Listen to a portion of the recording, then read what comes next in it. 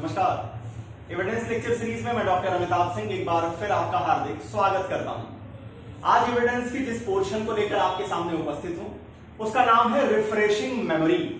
अपनी याददाश्त को तरोताजा करना विटनेसेस के लिए है और इसमें सेक्शन आते हैं सेक्शन 159 से लेकर के 161। 159 से 161 में जब आप देखते हैं तो पहले आपको यह पता चलेगा कि कौन कौन से ऐसे डॉक्यूमेंट्स हैं जिसका आप इस्तेमाल कर सकते हैं एक विटनेस के रूप में अपनी मेमोरी को रिफ्रेश करने के लिए। फिर वहां पे 4 तरीके के ऐसे डॉक्यूमेंट्स की चर्चा की जाएगी। फिर इसके बाद 160 में आएगा कि जो डॉक्यूमेंट्स के जो कंटेंट है उसको आप टेस्टिफाई करेंगे।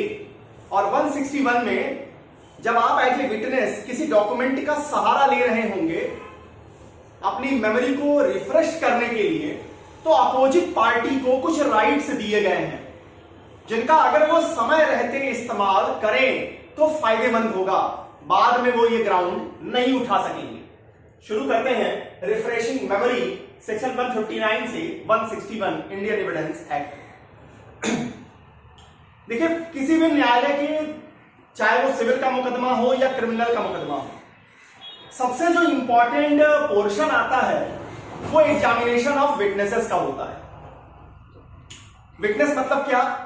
विटनेस मतलब कौन सा व्यक्ति? विटनेस मतलब वो व्यक्ति जो न्यायालय के सामने आकर डिपोज करता है फैक्ट्स को। कौन से फैक्ट्स को? जिन फैक्ट्स को या तो उसने देखा है, सुना है या अनुभव किया है। इन फैक्ट्स को वो आता है कोर्ट के सामने डिपोज करता है, उसका क्रॉस एग्जामिनेशन होता है। क्रॉस एग्जामिनेशन की छन्नी से जो छन के बाहर आता है उसे हम न्यायपालिका के रूप में न्यायालय क्या करती है, उसे ग्रास्प कर लेती है, ले लेती है अपने जजमेंट और डिसीजन को फ्रेम करने के लिए। अब पता चला कि घटना या कोई भी डॉक्यूमेंट या कोई भी चीज बनाई गई 20 साल पहले, मुकदमे का ट्रायल चल रहा है 20 साल बाद, 25 साल बाद, 30 साल बाद, तो क्या ये उम्मीद करना एक ह्यूमन माइंड से, एक ह्यूमन पर्सन से, किसी भी इंसान से ये उम्मीद करना कि वो 20 साल तक, 25 साल तक घटना के बारे में छोटी छोटी चीजों को याद करके बैठेगा, ये बिल्कुल सरासर गलत है। तो इसका मतलब कि हमें कहीं ना कहीं व्यक्तियों को ये परमिशन देनी पड़ेगी कि जो उनकी मेमोरी फेड कर गई है लैक्सेशन ऑफ टाइम के कारण, उसको वो रिफ्रेश कर सकते हैं। और ऐसा ही इंडियन एविडेंस एक्ट करती है। सेक्शन 159 से लेकर के 161 के प्रोविजन बनाते हैं कि आप एज ए विटनेस कोर्ट के अंदर आ रहे हैं तो आप कुछ डॉक्यूमेंट्स का सहारा ले सकते हैं अपनी मेमोरी को रिफ्रेश करने के लिए। कौन कौन से डॉक्यूमेंट्स हैं इनको बताया गया है सेक्शन 159 में। 159 का आप हेड नोट देखेंगे तो वहां लिखा है रिफ्रेशिंग मेमोरी। लेकिन अगर हम मुझसे पूछेंगे तो मैं कहूंगा कि ये 159 को आप ऐसे पढ़िएगा कि वो कौन डॉक्यूमेंट्स होंगे जिनका इस्तेमाल आप कर सकेंगे रिफ्रेशिंग योर मेमोरी। तो यहां पर इसीलिए 159 का मतलब टाइप्स ऑफ डॉक्यूमेंट्स को लेके चलिए। 159 मींस टाइप्स ऑफ डॉक्यूमेंट्स। किस तरह के डॉक्यूमेंट्स का आप इस्तेमाल कर सकेंगे। अब देखिए, यहां कितनी कैटेगरी है डॉक्यूमेंट्स की? 4 कैटेगरी के डॉक्यूमेंट्स हैं जिनका इस्तेमाल आप कर सकेंगे। कौन कौन से?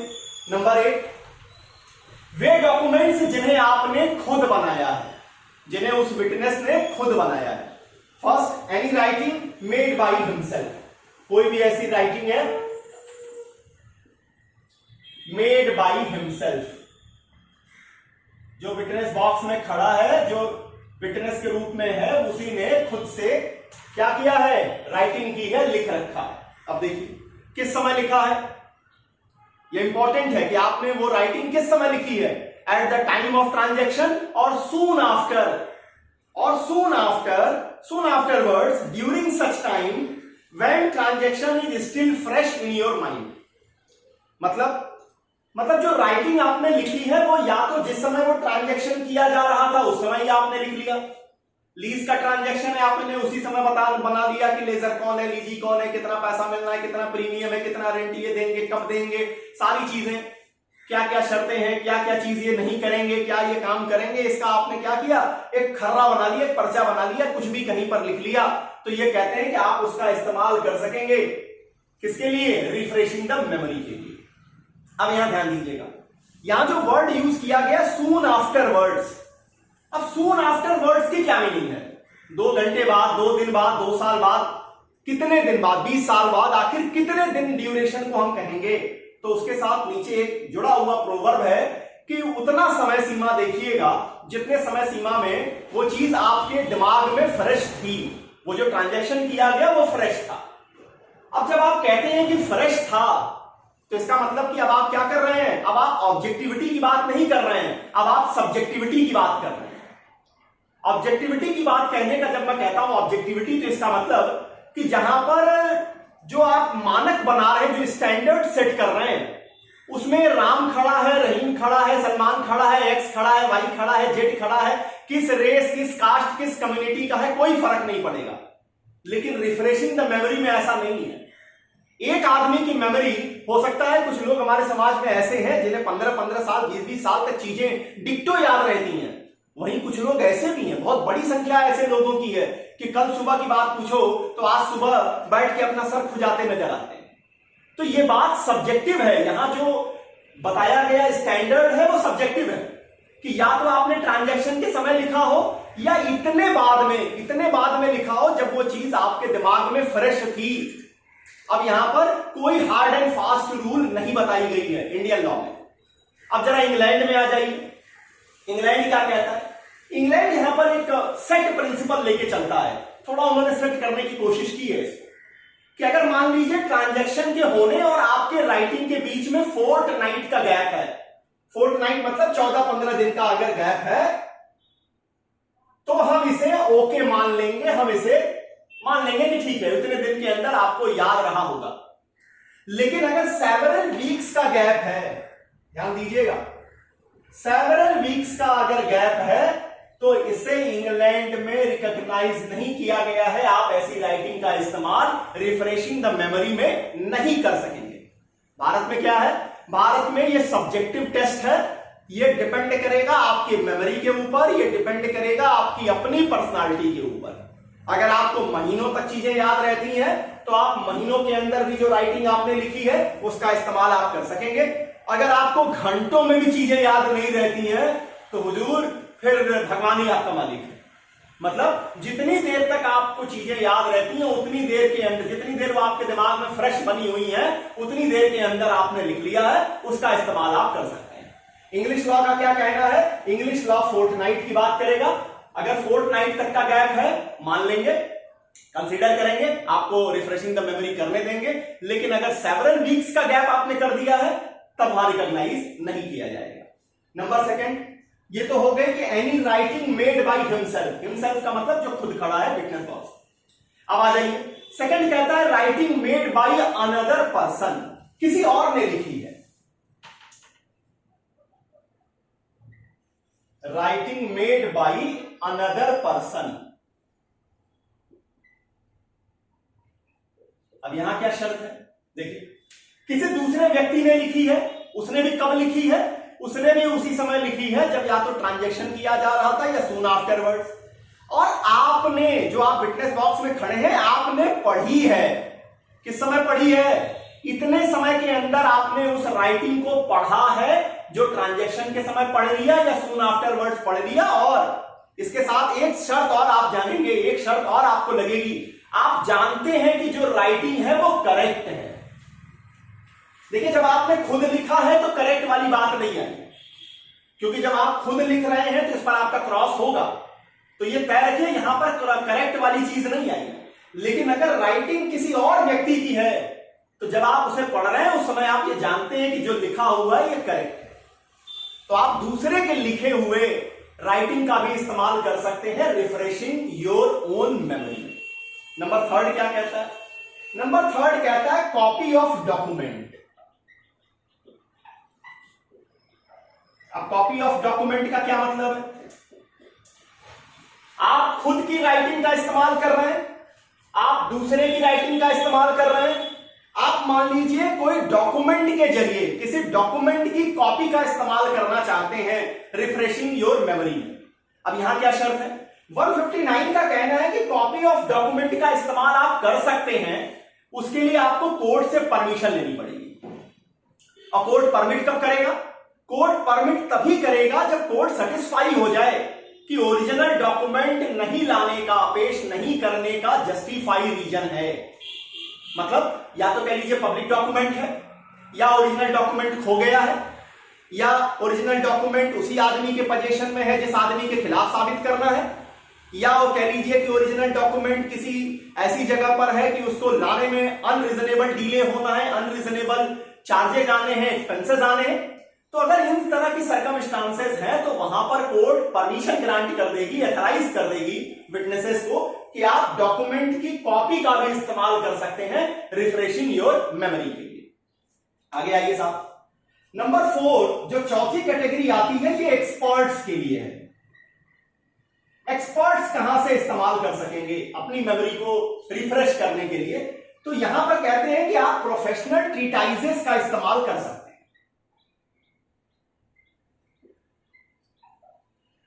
प्रोफेशनल जो ट्रीटाइजेस हैं, अब मान लीजिए कोई डॉक्टर है, वो उसने कोई रिपोर्ट बना के दी है, उस रिपोर्ट के ऊपर वो अपनी मेमोरी को रिफ्रेश करना चाहता है, तो वो मेडिकल साइंस की किसी किताब का सहारा ले सकता है। फॉरेंसिक एक्सपर्ट है तो फॉरेंसिक लॉ से जुड़े हुए जो ट्रीटाइजेस हैं, जो मेन ग्रंथ हैं, उनका सहारा ले सकता है अपनी मेमोरी को रिफ्रेश करने के लिए।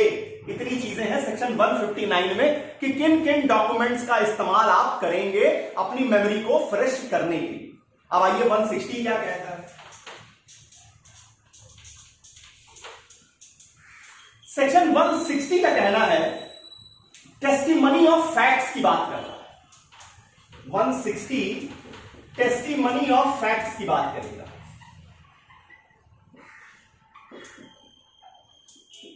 क्या मतलब इसका? यहां पर ध्यान दीजिए, कहता है कि जब आप A witness may also testify to the facts mentioned in any such document as it mentioned in section 159, although he has no specific recollection of facts themselves, if he is sure that the facts were correctly recorded in the document. जब आप document section 159 में जो 4 तरह के documents आपके सामने, 4 तरह के राइटिंग्स आपके सामने कही गई जिनका आप इस्तेमाल कर सकते हैं, आपकी खुद की लिखी हुई, दूसरे की लिखी हुई कॉपीज का भी सहारा ले सकते हैं, और अगर आप एक्सपर्ट हैं तो ट्रीटाइज का भी सहारा ले सकते हैं। तो सेक्शन 160 का कहना है कि यह संभव है कि आप सारी चीजों को खुद ही रिकलेक्ट न कर पा रहे हो, लेकिन अगर आपको यह विश्वास है कि ये जो फैक्ट थे वो करेक्टली रिकॉर्ड किए गए हैं उस डॉक्यूमेंट में, तो आप उन्हें टेस्टिफाई कर दीजिए, आप उन्हें टेस्टिफाई कर सकते हैं। मे शब्द का इस्तेमाल किया हुआ है। यहां पर 2 इंपॉर्टेंट मुकदमे आपके सामने आते हैं। पहला मुकदमा है निस्तारिणी दासी का नंदलाल के साथ। निस्तारिणी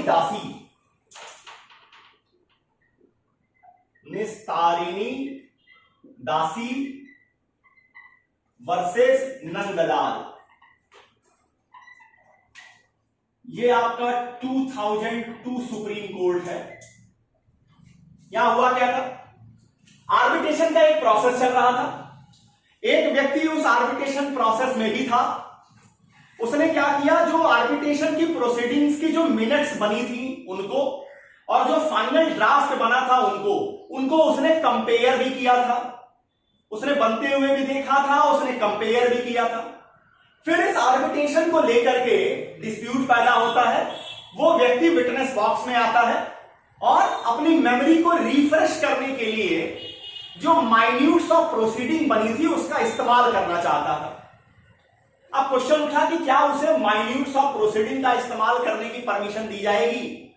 यहां पर सुप्रीम कोर्ट ने 2002 में प्रेस्क्राइब किया कि जी हां, उसे यह परमिशन ग्रांट की जाएगी। क्यों? क्योंकि उसने एक तरह से कहिए, उसने भले वो डॉक्यूमेंट कोई किसी और ने बनाया था, लेकिन उसने कंपेयर किया था, उसने पढ़ा था, और कंपेयर और पढ़ने के बाद अगर उसने कोई ऑब्जेक्शन नहीं किया, कुछ नहीं किया, तो इसका मतलब क्या है? वो टेस्टिफाई कर रहा था क्या चीजें, कि ये जो डॉक्यूमेंट में लिखा हुआ है ये एक्चुअल यही हुआ था, करेक्टली इसे रिकॉर्ड किया गया है।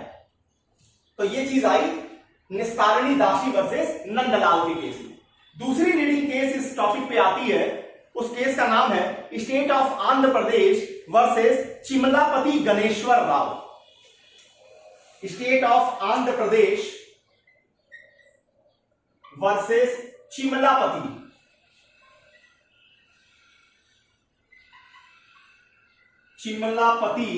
गणेश्वर राव।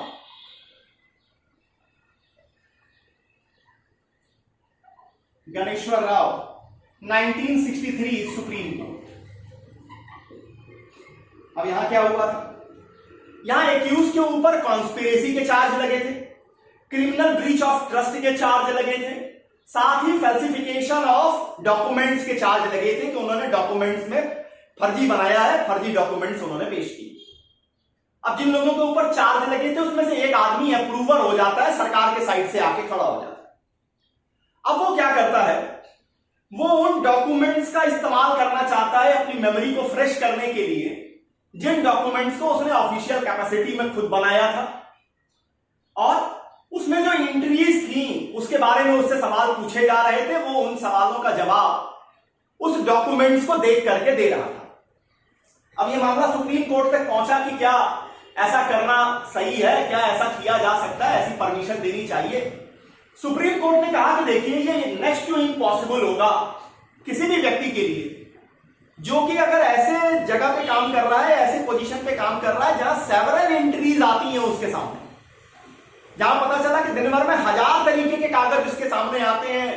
तो अगर आप उससे ये उम्मीद कर रहे हैं कि वो हर कागज के बारे में डिटेल से अपनी बातों को, अपनी चीजों को याद रखेगा, तो ये नेक्स्ट टू इम्पॉसिबल। इसलिए इसे सेक्शन 160 में अगर वो टेस्टिफाई कर रहा है चीजों को, वो मैं वहां पर टेस्टिफाई कर रहा है कि जो डॉक्यूमेंट्स में लिखा गया है वो रिकॉर्डिंग सही है, तो उन डॉक्यूमेंट्स का इस्तेमाल उसे करने की इजाजत है, वो कर सकता है अपनी मेमोरी को रिफ्रेश करने के लिए। तो ये दो केसेस इंपॉर्टेंट हैं आपकी सेक्शन 160 के ऊपर। अब आ जाइए कि सेक्शन 161 क्या कहता है। 161 कहता है rights of opposite party, rights of opponent भी लिख लीजिए, अपोनेंट भी आप कह सकते हैं। मतलब अब मान लीजिए कि आप प्लांटिफ हैं, आपका जो विटनेस है वो रिफ्रेशिंग द मेमोरी कर रहा है, 4 तरीके के जो डॉक्यूमेंट 159 में बताए गए हैं उसका खुद का लिखा हुआ या दूसरे का लिखा हुआ, या कह लीजिए कि कॉपीज ऑफ डॉक्यूमेंट, या अगर वो एक्सपर्ट है तो ट्रीटाइज का सहारा ले रहा है।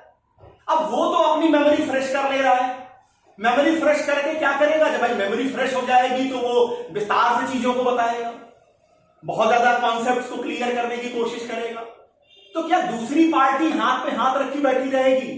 तो यहां 161 कहता है कि नहीं साहब, आपको मौका मिलेगा। क्या कहता है?